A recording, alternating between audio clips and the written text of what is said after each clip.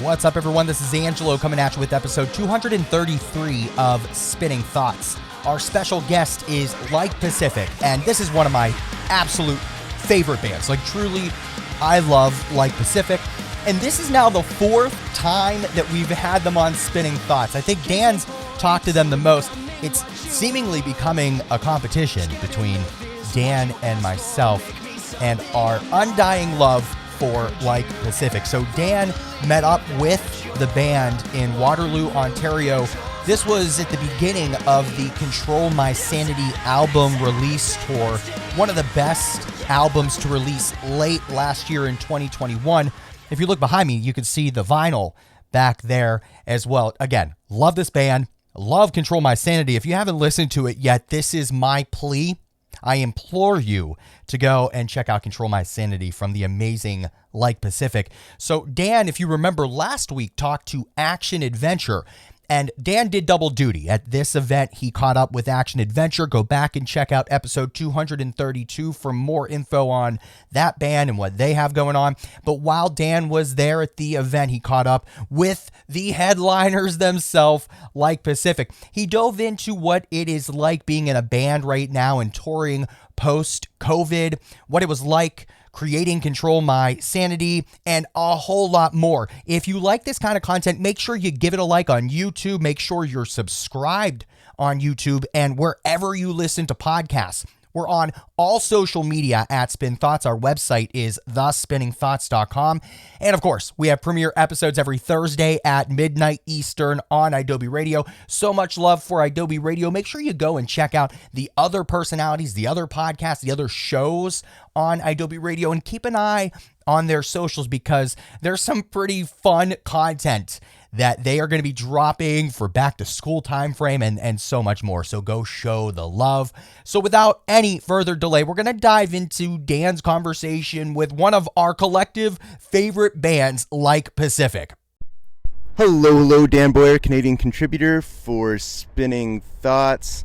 Now I'm here with Jordan of Like Pacific. How are you, man? I'm good. I'm sweaty, but good.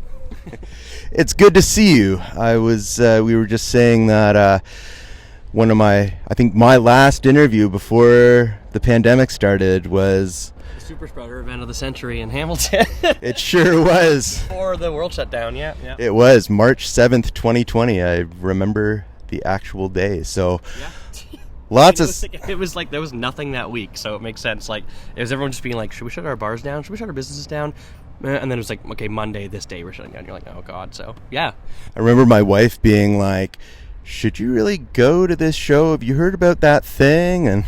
And a week later, world shuts down. So lots has happened between then and now. So firstly, I'm just kind of interested to know how has the pandemic affected the work of Like Pacific? It ruined a lot of things. We had a couple tours lined up that were pretty cool that just kind of fell through, and some opportunities we could have had, like the first time going over to Australia and stuff like that too, that got canned because of COVID and like restrictions and stuff like that. But we managed to record a record during it in the weirdest places and on our own, and then finally got to a studio when you could all be in the same place. So it was good, but it was also terrifying for a band. I don't know, like much every other band. Like, if you're not doing anything, you're not doing anything, and no one pays attention unless you do things. But we were like stuck in, obviously, Toronto, where we had the most lockdowns of all time in the entire world in Ontario. So, hard. But I'll just say it was hard, I guess. Absolutely, yeah. Because I guess the touring side of things just completely shuts down, and that income source is just over until further notice. Yeah, we took forever to put the record out because we were like, oh, if we put it out now, then we can't tour on it. It's just going to fall flat, like a lot of people's records did, and they were really bummed about. So we got kind of lucky by putting it out in December, and it did pretty well. But it's just the fact that we had to wait. It was the entire thing. The entire pandemic was just us waiting and not being able to play any shows. We played 2 shows in the pandemic so far besides this tour. It was like a Hamilton and a Seaway Holiday Shaker, and it was so weird. COVID made everything so fucking weird. Absolutely. So you're back on the road. This is pretty much the first real tour then, supporting the new release. And you mentioned that, so you wrote that record during the pandemic, yes? So like 2 months before the pandemic happened, probably like December 2019, maybe 3 months before, we like did the record. We wrote 2 songs. I think we did Control My Sanity and something else. I forget what song. We had them done. They were good to go. And then we're like, cool, like we'll come back in like a month and we'll start doing everything. We were just getting like a head on the record. And then we kind of were like trying to plan things. We were planning to go for March, and then the week we were supposed to go in, the world shut down, so we couldn't. And so a month later, I went into the studio and kind of talked with Sam. We figured stuff out, and then we kind of just got like, Luke would drive and we'd all wear masks and record all day, and then like someone would leave, and then the next day another person would come in, and it was always just me just being the constant. So it was very hard and it was very weird, but essentially I guess we all wrote it in isolation, the rest of the record. Like we had some stuff good to go, but like nothing elaborated on because we couldn't even jam together. So we were like FaceTiming each other and sending each other riffs over voice notes and stuff like that. It was pretty bad, but we finally got to be able to do it, and it was like good, but it was just a, you know, really strange scenario. It was like, you know. Yeah, it sounds like you certainly haven't written any of your other records that way. Yeah, no, this is like I don't recommend writing music in isolation. It's very depressing, but I mean, it worked for us, so it's fine. And now we were here now touring for the first time since 2019, So when you look back on the finished product, when you look back now on Control My Sanity that came about in this like super weird way, are you prouder of that effort than maybe some of the other ones, just because of the way it all came together during the pandemic? I think so. I think that this record, there was a lot of like blood, sweat, and tears put into it, like every record has, but this one was like, we couldn't even be in the same room. We had to write an entire record to put out. You know what I mean? We got lucky to put another record on Pure Noise, and we kind of had to do it, but there was no way. And like, some of us are trying to be like, you know, we got to do our part, but we also need to get in the studio and do this. And like, also Sam has other projects he has to push aside and get us in. And obviously a bunch of us had like other obligations, like working and being on CERB and all this shit. And so like, it kind of just messed everything up.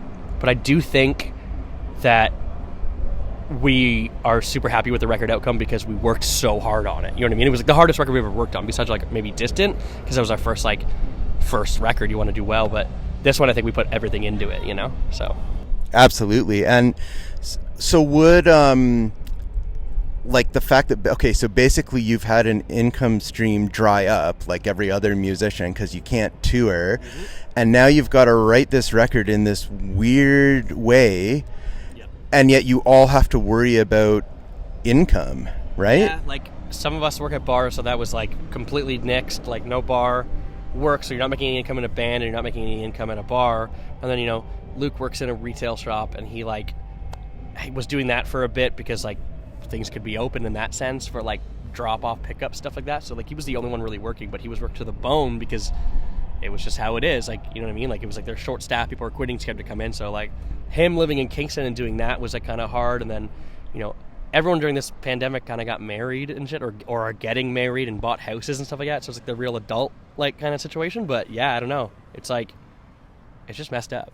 Yeah, absolutely. It just seems like it'd be a lot to be having to handle like all at once. Everyone's income, like I don't think any of us, like I didn't make income for 2 months besides like CERB, but like it was taking forever to like figure it out for me for some reason and whatnot. Like a lot of people, but I mean, lucky to get CERB, I guess, but it wasn't enough, especially being in the city. But, absolutely. Yeah, it was weird, but I think if anything, it just made me want to fight to do music more, because I was like, well, fuck it. Like everyone's like, oh, it's so sad about the band, you can't do this, can't do that. And I was like, oh, fuck it. I mean, people are still paying attention, really, you know what I mean? People haven't forgot about us, and like people are missing live music like crazy. So I'm like, okay, like, you know, let's try even harder this time around. You know, we got another chance, let's do it. So, and how did the label react? How did Pure Noise support you in the midst of this crazy world event that no one was expecting?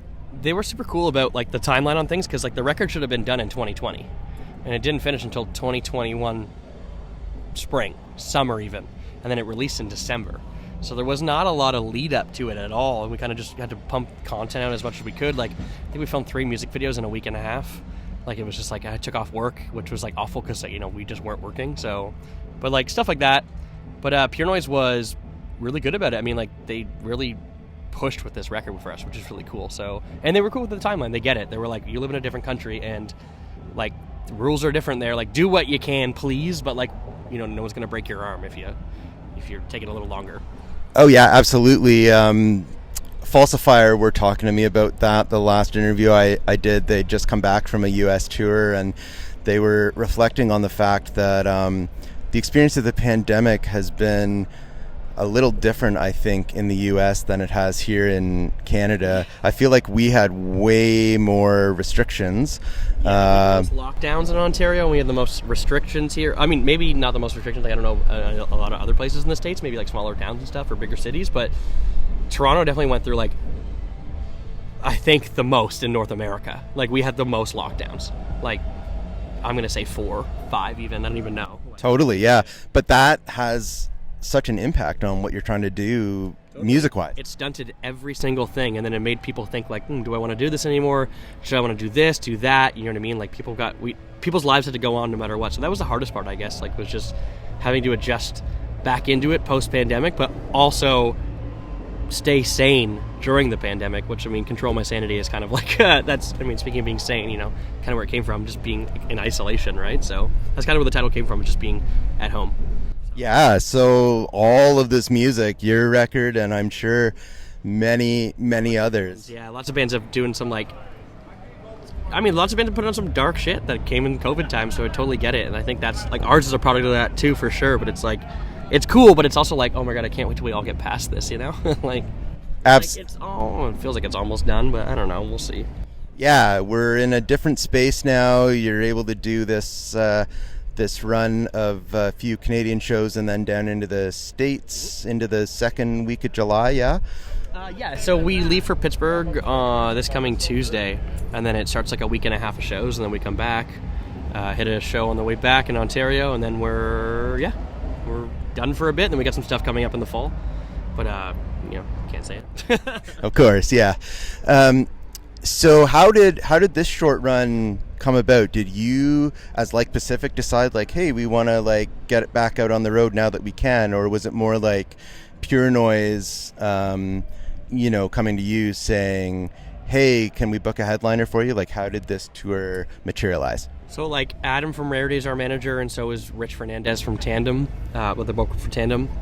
We have a good booking agent, Brad Wiseman and Alex Martin, and the Pure Noise team. So we kind of had a really good team behind us. A lot of tours we could have got offers for. It didn't make any sense for the new record to put out, and, like, you know, we needed to do a headliner. It's been a long time, so we were like, you know, fuck it, let's get it out, not get it out of the way, but like more so like let's ease back into touring by doing our own thing.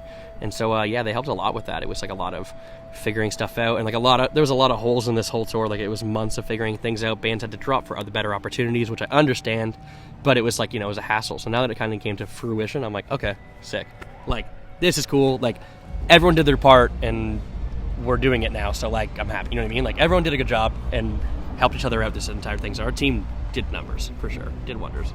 Absolutely. And so when you're headlining a run, a bigger run or even a shorter tour, when you're the headliner, am I correct in assuming that you are able to pick all of the support acts, or how does that happen? Sometimes, like, it depends too. Like, you know, if there's like other bands on Pure Noise, like, we've never met Grumpster before. Great people. They put a new record out. They're newly on Pure Noise, so this is like their first tour, I think, over here. But we were like, I think it got pitched to us, and we were like, yeah, for sure. You know what I mean? So like, we had some, you know, leeway with certain things, and like there was a band that had to drop, and so, like I was saying earlier, so we got spaced on it like right away. Lexi reached out to me, and we were talking about getting them on some shows, and then I was like, hey, actually, do you want to do the tour? Space was like, yes. So in that sense, we do get to kind of pick, you know, and I mean, definitely, like, if a band gets put on a thing, we like, or like yes or no kind of thing, obviously, right? But I think this time around, it was kind of like, let's get all these like newer bands out and whatnot, but also like get ourselves back on the road. And so when we got sent to the bands, we checked them all out, and we were like, this is great. Like, no matter what, if we even heard one song or not, we're like, this sounds cool, that looks great, let's just do it, you know? Absolutely, yeah. We do have some leeway with picking stuff, but I don't know. If any other bigger bands want to take us out, you know my email? Yeah, it's interesting to me, like, as you know, I've been around over 20 years, and so, I remember when, like, Pacific was the band coming up, Yep. right? Like, 2014, 15, for sure. Right? And, like, but I'm like, I remember when Silverstein was playing, like, the Y. And like YMCA. Yeah. Like, I remember when Alexis on Fire was the local opener, like, anywhere in Ontario. East St. Catharines, yeah. Exactly. And so, we see this ebb and flow of musicians, like, so that I'm gonna guess that generation, like your Silversteins and Alexis on Fire, are bands that, like Pacific, came up on. I think we might have touched on this a couple years ago. Like really, really good friends of us. I'd love to meet Alexis on Fire. I think I've met a couple of those guys. Like, I think one of my good friends worked with Wade or something like that. But those Silverstein boys are fucking gods. They're sick. They're like, they vouch for us like crazy, and it's really cool because, like, we grew up listening. So everyone in our band liked Silverstein at one point or still does. You know what I mean? So we love those guys. Absolutely. But see, now you're headlining this run, and, like, I just talked to Action Adventure, who were like, yeah, man, we're label mates with, like Pacific. Yeah. So I guess my question around that is it a weird feeling, like, having been the band that looked up to ones, and now it's like these bands are looking up to us, kind of thing? Exactly. It's cool. It's weird. I'm not like a martyr, but, like, it's cool. Like, I like it. It's different. It's like when we were going out with bands like I said, Silverstein, at least, like, back in the day, we were like, oh my god, this is crazy.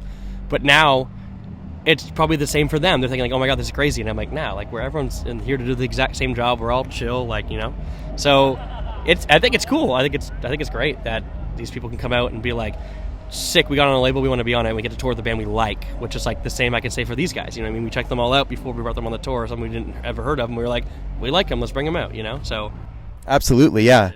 And so now that you're the band that, has an amount of experience, is headlining the tour, etc., are there things that other bands before you, like your Silversteins, passed on to you as you were coming up, that you now pass on to all these new bands? Or do you have any particular words of wisdom or advice for them? I think, if anything, I just learned how to, we've toured with some great people, and we've toured with some people we hate, like, that are just mean to us and are terrible and have egos and whatnot. And so, if anything I've learned is everyone's here to do the exact same job no matter what level you're at, and everyone is trying. That's the main word, is you're trying. So I think anything I've learned is to be like, because you meet, like I said, you meet Silverstein, meet all these people, and you're like, oh my god, there's a huge band, you know what I mean? Like, a very cool band. Maybe they're dicks or something, you know what I mean? Maybe they're pompous, maybe they're whatever. But, like, they weren't, and, like, a lot of people weren't in this kind of whole thing. So if anything, I've taken humbleness towards everything, you know what I mean? Like, I get it. Everyone's trying to do the exact same thing at a different level. So it's like, yeah, if anything, I learned humbleness is what I've gained from all this. Absolutely, and that's the way to be. That's something that I think will pay dividends as the years go on, just to be real and just not do the ego thing. I think that's a huge thing, is the ego thing, where, like, we met so many bands that have giant egos. In their heyday, they were doing fucking well, but now they're, I don't know, even if they're doing well, they're just fucking dicks. So if anything, it's just like, I never want to be that person to a younger band, or not even younger, like a newer band or whatever. Like, it's not welcoming. And so I think that's, if anything, I'm just like, it's just respect, I think I've learned, you know what I mean? I was looking up to a certain amount of people that kind of let me down, and I don't want to let someone down. So I'm like, can't do that. Absolutely. And I think it highlights, too, the importance of, like, music being something that you do, but not something that defines you. How do you make that distinction for yourself? I mean, like, I have a life outside of this whole thing, and I always have. But it's become more apparent that it is my lifestyle now, and it has been for the last, actively touring lifestyle for the last, 8 years. And so, I don't know, like, yeah, sorry, I forgot the question for a minute. I just tripped out. I forgot it. I lost it. No, just how you differentiate between music being something that you do versus being something that defines you. Yeah, I mean, like I said, like I think music defines us now at this point in our career. Before, it was always like we were trying to get to this point, but I think we just all collectively like doing this, but we still have separate lives. Like, you know what I mean? Like, we all want to do this full time, but we all still want to have like a little bit of mystery to us in some way. You know what I mean? Like, some of us bought houses, some of us got married, some of us are getting married. It's like there's so many things, and that is so far removed from music because that's like a pretty normal lifestyle. But we want to have a good balance of both, you know? I want to be able to do both. I want to make a career out of it. I don't want to fucking work at a bar anymore. It's boring as hell.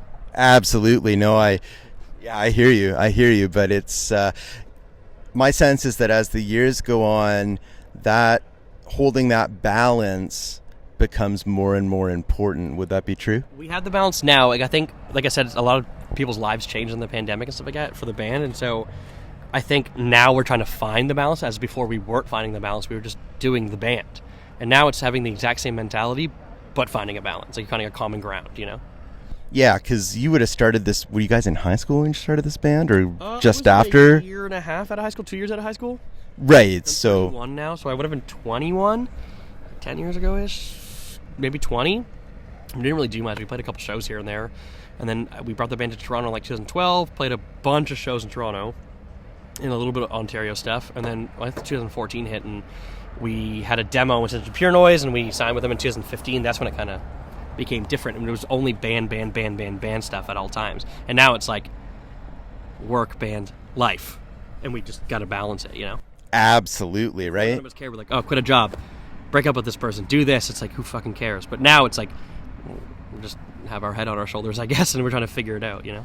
Now everyone's married, and you can't exactly be like, okay, see ya. I mean, I guess you could, but Yeah, but it's like, it's harder. It's harder. It's harder on more than one person now. It's harder. It's like you've got significant others to worry about and their feelings and shit like that, you know? So absolutely, yeah. Being like Pacific at age 31 is different than being like Pacific at age 21. yeah, and like Pacific at 25 even, like, you know what I mean? Like 25, 26, or like in mid-20s when everyone's like, oh, you're in your mid-20s now, like whatever. It's bullshit. Like, it's just like, do whatever the fuck you want, even if you're 31 or 40, who gives a shit? But it's like, you got to figure out a balance, or you're going to burn yourself out and you're just going to be over. I've seen so many bands just do that, where they just do bam, bam, bam, bam, bam shit only. That is their identity. That is what they do for work, which is great. And if it doesn't work out, it's like their world crumbles around them. It's like, how it works. You know what I mean? Like, you got to, so you don't get upset, you got to figure out everything else first, or in time, you know? Absolutely. In time, we've all figured it out now, what we want. So it's like, we can have a life at home, but we can also have a life on the road. Yeah, and that makes a difference. And the fact that you've got, over a decade of experience being in a band, I think would inform the way the band functions, yeah? Yeah, totally. I think it's just now everyone's very considerate of certain things, and I think, like I said, we got our head on our shoulders now, but we didn't before. We're just trying to figure out what to do and how to maintain it, and now it's like, no, we know what we want, so we're just going to do it that way, but also make it work. So it's just like, yeah, it's been a lot of confusing years of... Absolutely, but, I think it is something to be commended. It's not easy to be in a band to begin with. Regardless of the age that you are, I suppose there are challenges at any different point, and as we've been talking about, I think those challenges just intensify as the years go on. And so to be a band for over a decade now is certainly something to be commended. And I wonder if it's, again, to come back to exactly what we've been talking about, I wonder if it's because, like Pacific, doesn't have egos, right? I don't think any of us have an ego in some sort. Like, I'm in a pop punk band, or whatever you want to fucking call it, alternative rock band, punk band, whatever, at this age, and I'm still doing it. Like, I really can't have an ego, you know what I mean? Like, you can't, I mean, you can, but like, what's the point? Where's it gonna get you? Like, who's gonna fucking care? Like, no one. So, like, I don't know, I think I think our level-headedness has got us to where we are, because every opportunity we've gotten, we've been so grateful for, but never let it get to our heads, really, I don't think. Like, I think maybe a couple times we've been like, oh, hell yeah, we got this big-ass tour, we're killing it. We toured Good Charlotte, we're like, fuck yeah, let's go. Fly over to the UK the first time, like, we're going to a different country. And then, like, but I don't even think that was ego or like, anything. It was just, like, being excited. And maybe gloating about it, but, like, you should. You should gloat about it, like... Absolutely you should. There's a difference between being excited about kind of the next steps that your band is taking and just, like, you know... being egotistical on a regular basis, right? And funnily enough, what I happen to have noticed over the years is that, you know, the bands that play into that whole ego thing, they kind of tend to implode.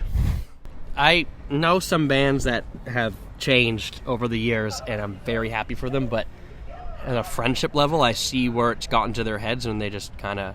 it becomes a selfish thing, which you need to be because you really want to get to this certain point in this level of a career in music, because it's so fucking hard. And so, with that being said, it's just really a matter of keeping it cool. Like, you don't have to, like, just because you get a big giant tour, like, doesn't mean that you're fucking, everyone knows who you are or gives a shit about you. You know what I mean? You got to make them. But, like, I see a lot of people kind of let the ego get to their head right away, and they're like the biggest band ever, and they don't do much, and they just fucking fall apart. And it's like, don't do that, because that's embarrassing. Like, I don't know. Absolutely.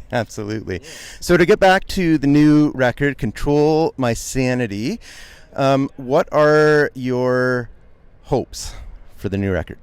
I hope that we tour every single major place and get really big and make lots of money.